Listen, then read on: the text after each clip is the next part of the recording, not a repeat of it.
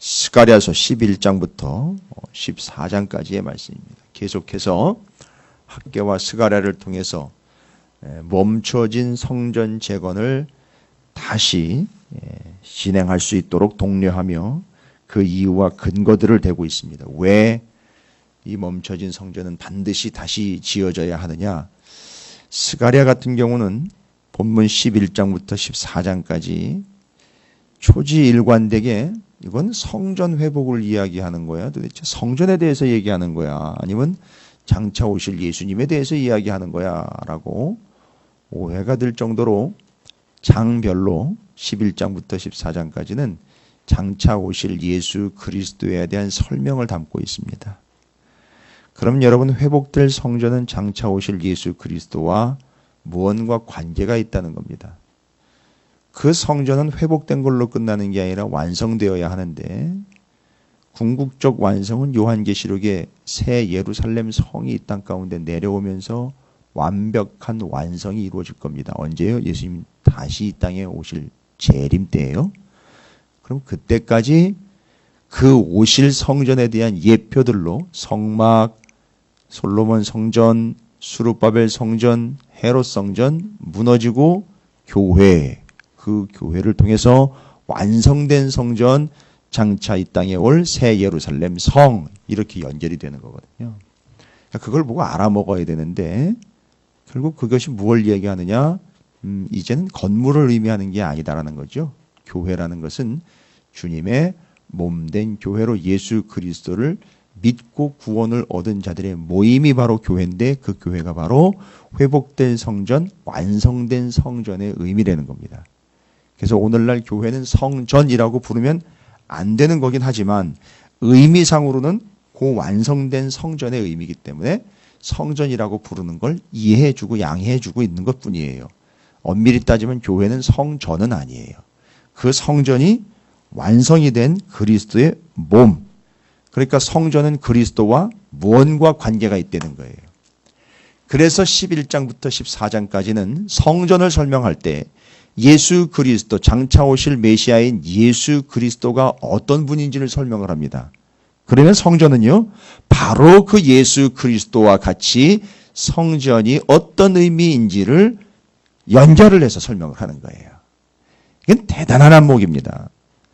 스가랴, 학개 스가랴면은요, 예수님 오시기 전이에요. 수백 년 전 얘기예요. 그런데 그걸 예수 그리스도 메시아와 연결을 해서 성전이 어떤 의미인지를 설명을 할 때 메시아 장차 오실 분 은 30에 팔릴 선한 목자다, 이렇게 얘기를 해버려요. 맞습니까? 틀립니까? 정확하게 맞아요. 은 30에 팔릴 선한 목자, 그가 예수 그리스도 메시아예요. 그게 성전과 무슨 상관이 있느냐? 읽고 차분히 정리하도록 하겠습니다. 메시아와 성전은 무슨 관계가 있는 거냐 도대체? 왜 메시아를 자꾸 이야기하고 예수 그리스도를 얘기하는 거냐? 성전이 그 주님의 몸된 교회이기 때문에 라고 설명이 이제 가능할 거예요. 그러면 11장부터 14장까지 읽어가는데 여러분, 장별로 이렇게 찾기는 쉽지 않지만 그렇다고 너무 꼭꼭 숨겨놓지도 않았어요. 예수 그리스도 곧 장차 오실 메시아가 어떤 분인지를 장별로 이렇게 설명을 해놨습니다. 11장에는요, 맞습니다. 은 30개에 팔릴 선한 목자다라고 소개가 되고 있어요. 12장에는요, 찔리는 자, 그가 찔림은이라고 나와 있죠? 이사야서에 찔림 받는 자라고 나와 있어요. 12장 10절. 13장은요, 예수 그리스도에 대해서 칼에 치인 목자라고 나와 있어요. 그 다음에는요, 천하의 왕, 14장에서요. 14장 9절에 이 천왕, 만 왕의 왕. 됐습니까? 이게 뭘 성전과 무슨 의미가 있느냐? 이건 이제 이해가 돼야 되죠. 왜 예수를 자꾸 이야기하느냐? 성전 얘기를 빨리 성전 회복시키라고 얘기를 해야 될 사람이 연결이 된다는 거예요. 그럼 그걸 설명을 제가 좀 하도록 하겠습니다. 자, 그럼 그거 설명들 제가 드렸으니까, 예수에 대해서 설명하고 있는 그 부분들을 성전과 연결해야 되니까 예수를 어떤 의미로 설명하고 있는지 여러분 표시해 놓으시고 정리해 보시고 그 다음에 성전과 연결합니다. 그리고 오늘날 교회와 또 연결해야 돼요. 됐습니까? 자, 그럼 11장부터 14장까지 읽어가도록 하겠습니다. 틀어주시죠. 스가랴 11장.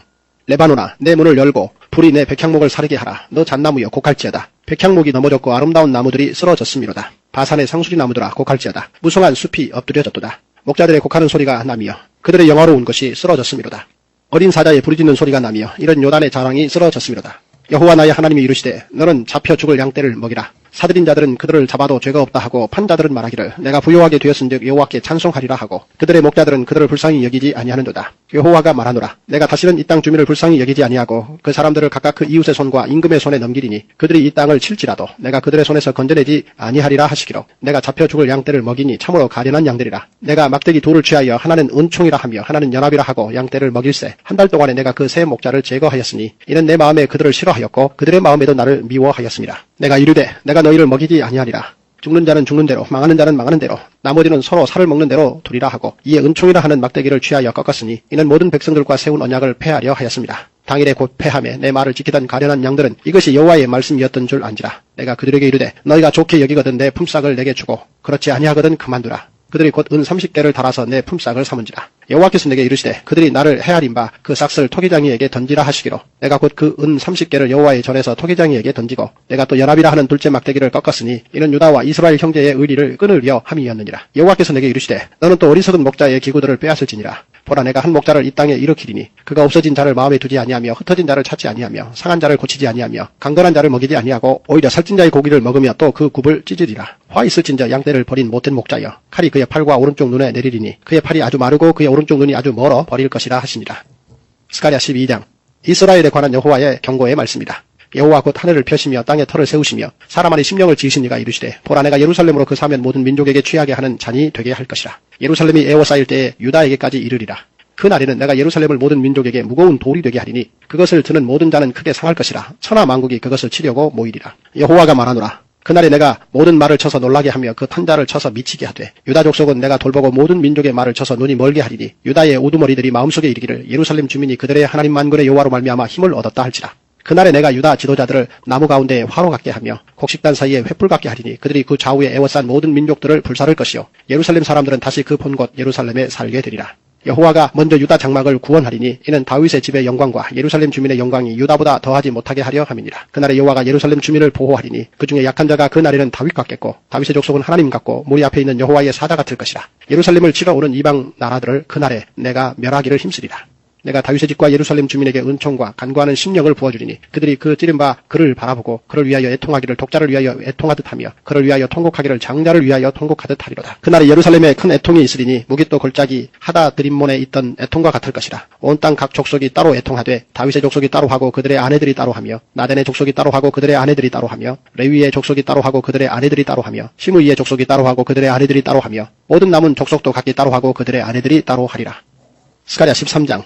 그날에 죄와 더러움을 씻는 셈이 다윗의 족속과 예루살렘 주민을 위하여 열리리라. 만군의 여호와가 말하노라. 그날에 내가 우상의 이름을 이 땅에서 끊어서 기억도 되지 못하게 할 것이며 거짓 선지자와 더러운 귀신을 이 땅에서 떠나게 할 것이라. 사람이 아직도 예언할 것 같으면 그 낳은 부모가 그에게 이르기를 내가 여호와의 이름을 빙자하여 거짓말을 하니 살지 못하리라 하고 낳은 부모가 그가 예언할 때에 칼로 그를 찌르리라. 그날에 선지자들이 예언할 때에 그 환상을 각기 부끄러워할 것이며 사람을 속이려고 털옷도 입지 아니할 것이며 말하기를 나는 선지자가 아니요 나는 농부라. 내가 어려서부터 사람의 종이 되었노라 할 것이요. 어떤 사람이 그에게 묻기를 내 두 팔 사이에 있는 상처는 어찌 됨이냐 하면 대답하기를 이는 나의 친구의 집에서 받은 상처라 하리라. 만군의 여호와가 말하노라. 하라 깨어서 내 목자 내 짝된 자를 치라. 목자를 치면 양이 흩어지려니와 작은 자들 위에는 내가 내 손을 들이우리라. 여호와가 말하노라. 이 온 땅에서 3분의 2는 멸망하고 3분의 1은 거기 남으리니 내가 그 3분의 1을 불 가운데에 던져 은같이 연단하며 금같이 시험할 것이라. 그들이 내 이름을 부르니 내가 들을 것이며 나는 말하기를 이는 내 백성이라 할 것이요 그들은 말하기를 여호와는 내 하나님이시라 하리라. 스가랴 14장. 여호와의 날이 이르리라. 그날에 내 재물이 약탈되어 내 가운데에서 나누이리라. 내가 이방 나라들을 모아 예루살렘과 싸우게 하리니 성읍이 함락되며 가옥이 약탈되며 부녀가 욕을 당하며 성읍 백성이 절반이나 사로잡혀 가려니와 남은 백성은 성읍에서 끊어지지 아니하리라. 그때 여호와께서 나가사 그 이방 나라들을 치시되 이왕의 전쟁 날에 싸운 것 같이 하시리라. 그날에 그의 발이 예루살렘 앞 곧 동쪽 감남산에 서실 것이요 감남산은 그 한가운데가 동서로 갈라져 매우 큰 골짜기가 되어서 산 절반은 북으로 절반은 남으로 옮기고 그 산 골짜기는 아셀까지 이를지라. 너희가 그 산 골짜기로 도망하되 유다왕 우시아 때에 지진을 피하여 도망하던 것 같이 하리라. 나의 하나님 여호와께서 임하실 것이요 모든 거룩한 자들이 주와 함께 하리라. 그날에는 빛이 없겠고 광명한 것들이 떠날 것이라. 여호와께서 아시는 한 날이 있으리니 낮도 아니요 밤도 아니라 어두워 갈 때에 빛이 있으리로다. 그날에 생수가 예루살렘에서 솟아나서 절반은 동해로 절반은 서해로 흐를 것이라. 여름에도 겨울에도 그러하리라. 여호와께서 천하의 왕이 되시리니 그날에는 여호와께서 홀로 한 분이실 것이요 그의 이름이 홀로 하나이실 것이라. 온 땅이 아라바같이 되되 게바에서 예루살렘 남쪽 림문까지 이를 것이며 예루살렘이 높이 들려 그 본처에 있으리니 베냐민 문에서부터 천문 자리와 성 모퉁이 문까지 또 하나넬 망대에서부터 왕의 포도주 자른 곳까지라. 사람이 그 가운데 살며 다시는 저주가 있지 아니하리니 예루살렘이 평안히 서리로다. 예루살렘을 친 모든 백성에게 여호와께서 내리실 재앙은 이러하니 곧 섰을 때에 그들의 살이 썩으며 그들의 눈동자가 눈구멍 속에서 썩으며 그들의 혀가 입 속에서 썩을 것이요 그날에 여호와께서 그들을 크게 요란하게 하시리니 피차 손으로 붙잡으며 피차 손을 들어 칠 것이며 유다도 예루살렘에서 싸우리니 이때 사방에 있는 이방 나라들의 보화 곧 금, 은과 의복이 심히 많이 모여질 것이요 또 말과 노새와 낙타와 나귀와 그 진에 있는 모든 가축에게 미칠 재앙도 그 재앙과 같으리라. 예루살렘을 치러 왔던 이방 나라들 중에 남은 자가 해마다 올라와서 그 왕 만군의 여호와께 경배하며 초막절을 지킬 것이라. 땅에 있는 족속들 중에 그 왕 만군의 여호와께 경배하러 예루살렘에 올라오지 아니하는 자들에게는 비를 내리지 아니하실 것인즉 만일 애굽 족속이 올라오지 아니할 때에는 비 내림이 있지 아니하리니 여호와께서 초막절을 지키러 올라오지 아니하는 이방 나라들의 사람을 치시는 재앙을 그에게 내리실 것이라. 애굽 사람이나 이방 나라 사람이나 초막절을 지키러 올라오지 아니하는 자가 받을 벌이 그러하니라. 그 날에는 말방울에까지 여호와께 성결이라 기록될 것이라. 여호와의 전에 있는 모든 솥이 제단 앞 주발과 다름이 없을 것이니 예루살렘과 유다의 모든 솥이 만군의 여호와의 성물이 될 것인즉 제사 드리는 자가 와서 이 솥을 가져다가 그곳으로 고기를 삶으리라. 그날에는 만군의 여호와의 전에 가나안 사람이 다시 있지 아니하리라. 아멘. 할렐루야. 주님의 은혜가 오늘의 영상 가운데 가득하시기를 주의 이름으로 축원을 드립니다. 성전을 자꾸 예수 그리스도, 장차 오실 메시아인 예수 그리스도와 연결을 한다는 얘기는 성전이 예수 그리스도와 의미와 연결이 되어 있다는 얘기예요.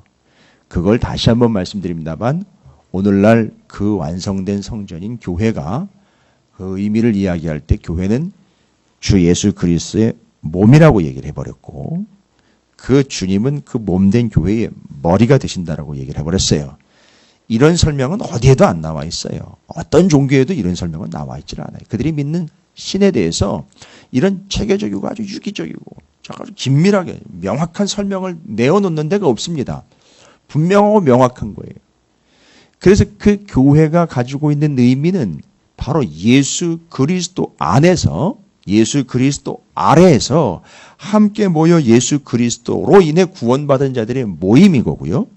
그래서 그 몸된 교회에 사랑하는 성도들은 그 몸의 지체다라고까지 이야기를 해버렸단 말이에요. 그러니까 결국 이야기하려고 하는 것은 구약에는 교회라는 말은 안 나와 있어요. 왜냐하면 아직 예수 그리스도께서 초림, 곧 메시아가 오셔서 그를 믿음으로 구원을 얻는 사람들의 모임이 아직 형성이 안 됐으니까. 그러나 구약이 말하고 있는 것은 그렇게 예수가 오셨을 때 알아보고 모이자 이게 되는 거거든요. 구약 성경 39권은 그 예수가 오셨을 때 알아보고 믿고 모이자 이거예요. 어제 말씀이 내용이 그거 아닙니까? 무덤에 있던 예수는 그 무덤의 돌을 뚫고 나오셨어요. 그 뚫고 나오신 주님이 그들 모여있고 벌벌 떨고 있는 제자들에게 뚫고 들어가셨어요. 이런 말장난이 아니에요. 부활하신 이후로 예수는요, 모든 문제를 난관을 뚫고 나오셨을 뿐만 아니라 예수 그리스도를 거부하며 두려움에 떨고 있고 다 닫아버린 그 영혼을 뚫고 들어갔단 말이에요. 그 뚫고 들어가가지고 함께 하시는 그분과 함께 뚫고 나가는 인생이 바로 교회와 성도라는 얘기인 거예요. 그래서 이 교회의 의미는 그 예수인 거예요. 아, 그렇구나. 그러면 스가랴가 뭘 알고 장차 완성될 성전인 교회의 의미와 이 성전이 가지고 있는 의미는 반드시 누구를 이야기해야 완성이 되느냐 하면 예수 그리스도를 이야기해야 완성이 되는 거예요. 그럼 이렇게 이제 설명을 드릴게요.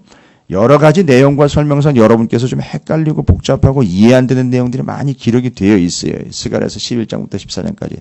핵심은 그런데 본문을 11장부터 14장까지 보면 초지일관 스가랴가 장차 오실 예수 그리스도 곧 메시아에 대한 설명을 계속 달고 있어요. 그런데 스가랴서는 주 메인 메시지가 뭡니까? 뭐 하라는 거죠? 성전 다시 지으려는 거예요. 그러면 이 성전을 다시 짓는 이유는 장차 오실 누구를 준비하는 거다? 메시아를 준비하는 거나 똑같은 거라. 그러면 이 성전과 메시아를 뭐 해야 됩니까? 예, 좀 일치시켜 보십시오. 연결을 해야 된다는 얘기예요. 그러면 메시아에 대한 설명을 성전과 설명과 연결을 해 주셔야 돼요. 자, 그럼 이렇게 설명을 드릴게요. 메시아에 대해서 11장, 12, 13, 14에 제가 이미 서두에 말씀드렸죠. 11장에 장차 은 30에 팔릴 선한 목자가 이 땅에 올 거라는 거예요. 이건 누가 봐도 명백히 예수 그리스도예요. 선한 목자 예수 그리스도. 11장 16절. 예전에 이 목자들은요, 이스라엘 백성들을 팔아먹는 자들이었어요. 양 잡아먹는 목자들이었어요. 사꾼들이었었어요. 근데 이제 진정한 목자가 오신다는 거예요.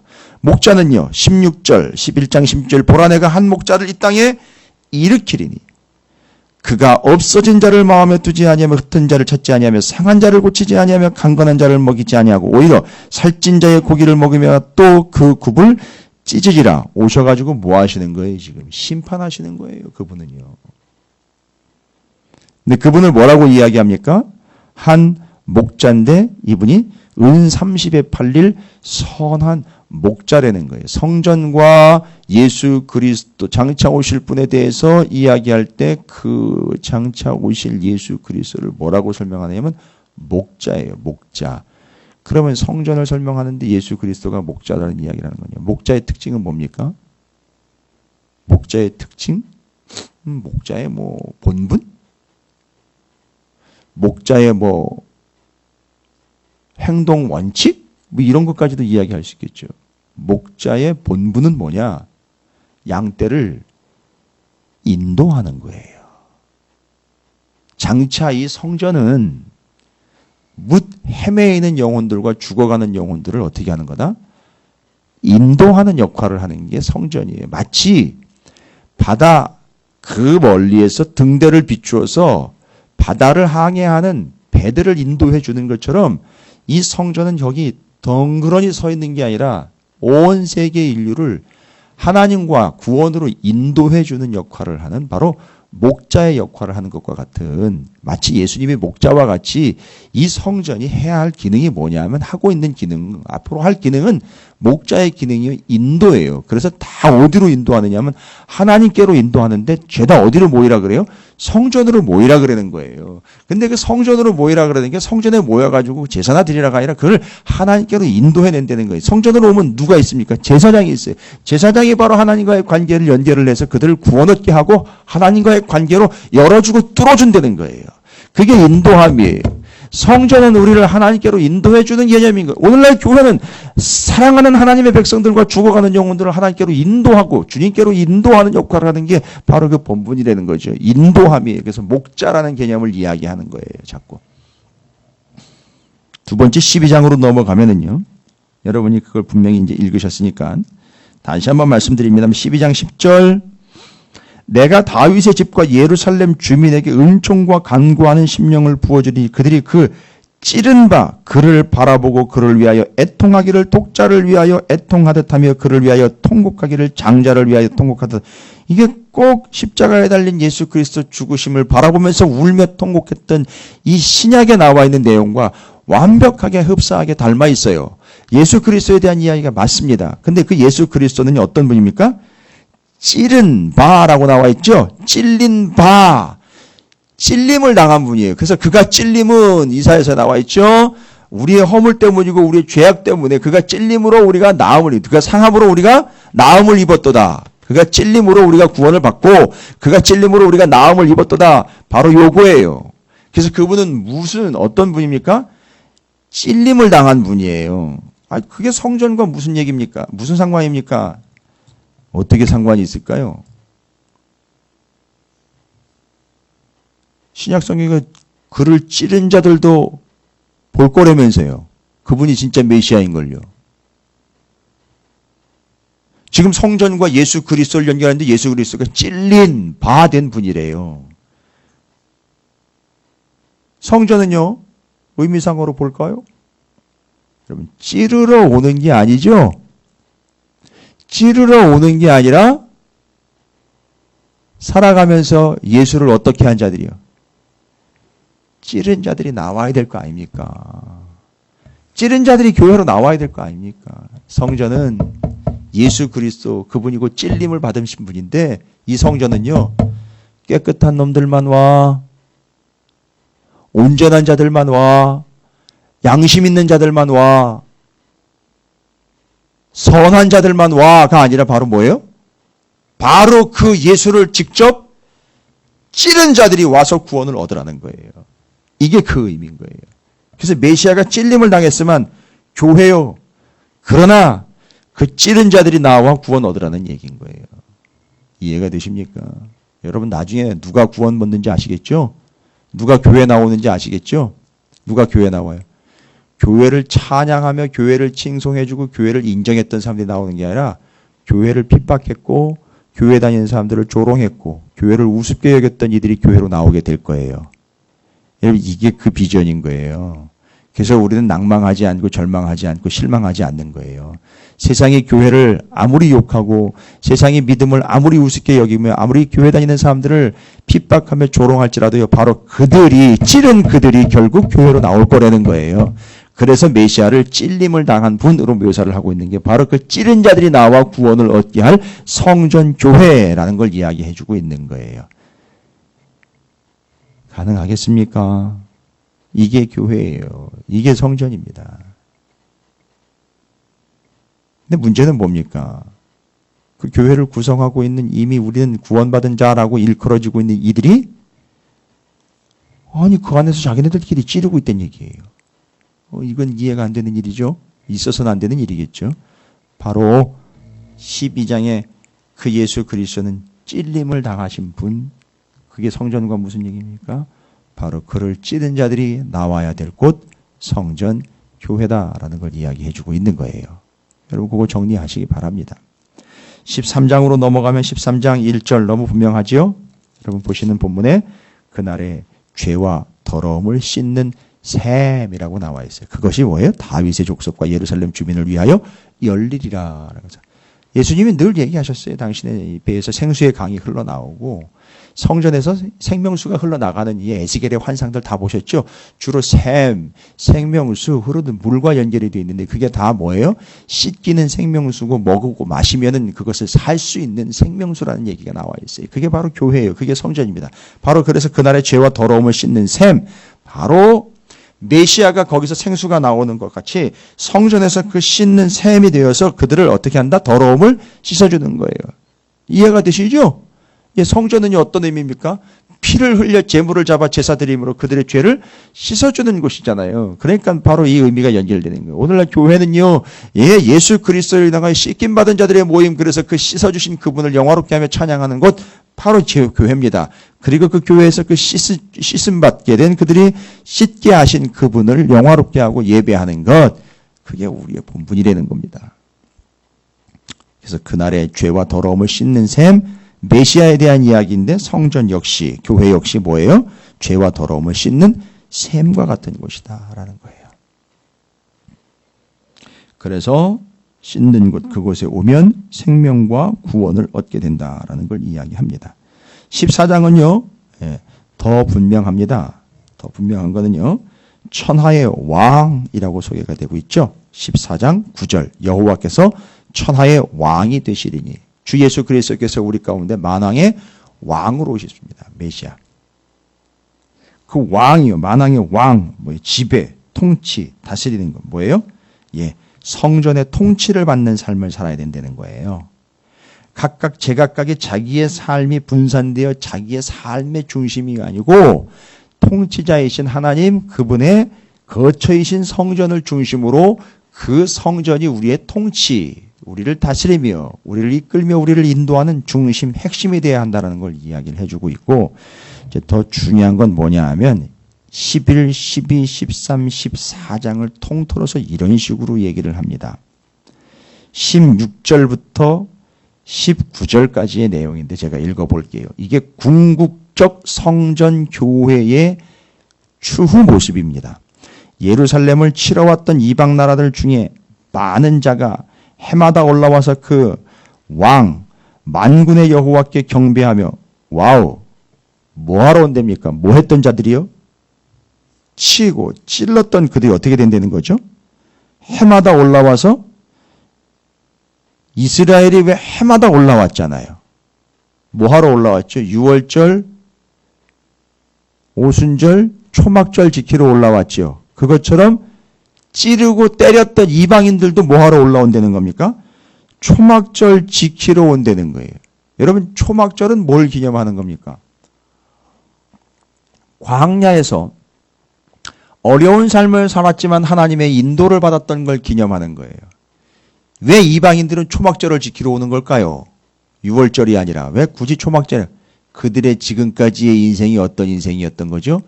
거기서 방황했던 인생이지만 와우, 거기서 하나님이 우리를 인도하셨던 거구나. 맞구나 하여 이방인들도 뭐를 지키러 와요? 초막절을 지키러 온다는 거예요. 여러분 이 기가 막힌 사실 보이십니까? 장차 이게 보여질 모습이죠. 성전을 통해서 이게 돼야 되죠. 오늘 교회를 통해서 이게 돼야 되는 거죠. 두 손 들고 옵니다 아닙니까? 회개하여 천부여 의지 없어서 하면서 나와오는 거 아니에요? 나와와야 되는 거 아닙니까? 내가 그동안에 이렇게 방황하는 듯 했지만 그 방황이 아니라 그 방황하는 삶 속에서 하나님이 나를 인도하여 여기까지 이끌어 주셨습니다. 이렇게 나와야 되는 거 아닙니까? 성전, 교회의 의미가 바로 이거죠. 장차 그렇게 된다는 거예요. 앞으로 그렇게 된다는 거예요. 성전, 교회가 의미가 이겁니다. 목적이 이거예요. 하나님께서 이것 때문에 세우신 거예요. 하나님 폼내려고요. 하나님이 자리가 없어가지고 거기 한번 자리 잡고는 안 떠나가시는 그런 분이 아니라 진 누르고 계시는 분이 아니라 온 세계 열방을 그들을 초막절을 지키러 올라오게 하기 위해서 이걸 성전을 교회를 이 땅에 세우신 거예요. 땅에 있는 족속들 중에 그 왕 만군의 여호와께 경배하러 예루살렘에 올라오지 아니하는 자들에게는 비를 내리지 아니할 것인지 이제 구별되는 거예요. 예수를 하나님을 믿는 자들과 믿지 않는 자들이 완벽하게 구별됩니다. 여러분 비 맞은 자들이죠? 비 맞은 자는 누군 거예요? 그러니까 하나님께 나온 자들이에요. 비 맞지 않는 자들은요. 나오지 않은 자들이라는 얘기 아닙니까? 구별된다는 거죠. 18절 만일 애굽 족속이 올라오지 아니할 때에는 비 내림이 있지 아니하리니. 왜 애굽 족속이 안 올라올까요? 비와 연결됩니다. 애굽은 상당히 교만하죠. 뭐가 있습니까? 나일강이 있으니까. 비가 뭐 오든 말든 이런 개념일 거예요. 애굽은요 워낙에 풍부하고요 워낙에 수자원이 많은 동네라 아쉬울 게 없는 거죠. 비 내리는 거에 대한 개념이 없어요. 하늘로부터 땅으로 내려주셔야지만 농사가 된다. 자기네가 믿고 있는 신이 태양신이기 때문에 태양신이 다 알아서 해주는 거고 자기네가 너무너무 잘 먹고 잘 사니까 비가 내리고 안 내리고의 문제가 아니라 비를 맞고 안 맞고의 문제가 아니라 이미 우리는 풍족하다. 뭐예요? 초막절을 지키러 올라오지 아니한다는 거예요. 그런 그 이방인들은요. 어떻게 된다는 거죠? 그 사람을 치시는 재앙을 그들에게 내릴 것이다 라고 나와 있어요. 나중에 결국은요. 19절입니다. 애굽 사람이나 이방 사람이 초막절을 지키러 올라오지 아니하는 자가 받을 벌이 그러하니라 라고 나와 있어요. 나중에 결국 다 뭐하러 올라온다. 초막절 지키러 이방인이 됐든 유대인이 됐든 전부 어디로 와야 돼요? 성전으로 와야 되니까 성전이 잘 지켜줘야지요. 여러분 장차 이 교회로 맞아요. 찔렀던 자, 교만했던 자, 멸망당할 수밖에 없는 자, 외면했던 자요, 조롱했던 자요, 모든 이방인들이 뭐하러 온다? 내 인생의 방황을 끝내고 그 인생 가운데 나를 이끄시고 인도하신 그 하나님과 우리 구주 예수 그리스도를 믿으러 여기로 나온다는 거, 그게 초막절 지키러 나온다는 얘기로 이야기한 거예요. 예배드리러 나온다는 얘기입니다. 여러분 그때가 온다는 거예요. 그래서 오늘날 교회가 건강하게 서 있어야 되는 거죠. 그리고 오늘날 교회는 반드시 그냥 교회가 아니라 주의 몸된 교회가 되어야 한다는 거고 교회의 머리는 반드시 예수가 되어야 한다는 걸 이야기하는 거예요. 그래야 죽어가는 이들이 초막절 지키러 나오는 거예요. 장차 그렇게 될 줄로 믿습니다. 어느 교회가 됐든 바로 이 생명의 근원적 소명과 사명이 이루어지고 성취가 되는 요걸 스가랴가 예언을 해주고 있는 거예요. 그래서 반드시 성전이 회복돼야지 성전 회복되고 교회가 되고 성전이 회복되고 예수 메시아 오시고 그 교회가 그 주님의 몸된 교회가 되어 이런 역사가 분명히 나타나게 될 것이다 라는 게 바로 성전으로부터 교회로, 교회로부터 주의 몸된 교회인 예수 그리스도의 몸된 교회로 연결되는 것까지 이해를 해야 왜 성전이 지어져야 되는지 이제 이해가 되는 거예요. 여러분 그러니까 성전은 반드시 지어져야 되는 거죠. 그냥 쉽게 얘기하면요, 성전이 지어지지 않으면 좀 막말로 얘기할 거예요. 성전이 지어지지 않고 다시 회복되지 않으면 그럴 일은 없으나 의미상 그 진행되는 속도로 이야기하면요. 누가 오실 수 없다? 메시아가 오실 수 없는 거예요. 이 성전이 회복되지 않으면 메시아가 오실 수 없는 거예요. 성전 회복되고 메시아 오시고 그게 교회가 되고 교회가 온 세계 열방을 모든 열방에 죽어가는 이들이 초막절을 지키러 나오게 해줘야 되니까. 인생의 나를 인도하신 그분을 영화롭게 하기 위해 나와야 되니까. 물론 오늘날 교회에서는 초막절은 지키지 않습니다. 그 초막절을 뭘로 이야기하느냐? 바로 인생의 나그네 된 길에서 나를 구원하신 그분을 예배하러 오는 주일날 시간 드리는 그 예배가 초막절인 거예요, 여러분. 정리하시기 바랍니다. 따라서 스가랴가 성전 회복 반드시 해야 한다. 나중에 예수 메시아 오셔서 우리를 구원할 완성을 이루실 것이다. 반드시 그 성전은 이제 예수 그리스도처럼 오늘 설명드린 거 있죠?